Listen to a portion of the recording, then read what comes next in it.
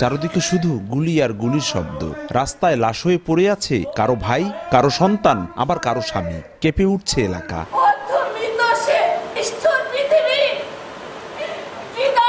সম্প্রতি দেশে ঘটে যাওয়া এমন ঘটনা তুলে ধরা হয়েছে নাটকের মাধ্যমে। সোমবার সন্ধ্যায় মঞ্চায়িত হলো নাটক লাশের দেশে।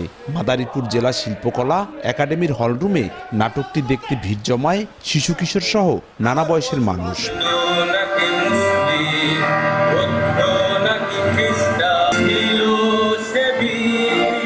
ছাত্র জনতার গণ অভ্যুত্থানে ঘটে যাওয়া ঘটনা ঠাঁই পায় নাটকে। সেখানে ফুটিয়ে তোলা হয় স্বৈরাচারী সরকারের অত্যাচারের গল্প। স্বৈরাচারের বিরুদ্ধে কথা বলতে গিয়ে প্রাণ দিতে হয়েছে বহু মানুষকে, সেটিও বোঝানো হয়েছে 40 মিনিটের নাটকে।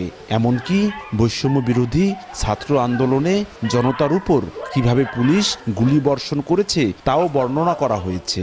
অত্যন্ত একটি বাস্তবমুখর নাটক, যেটা ঘটে গিয়েছে আমাদের ছাত্র আন্দোলনে, সেটি এখানে ফুটিয়ে তুলেছে শিল্পীরা। আমরা ফ্যামিলি নিয়ে আসছি নাটকটা দেখতে। নাটকটা আমাদের খুব ভালো লাগছে।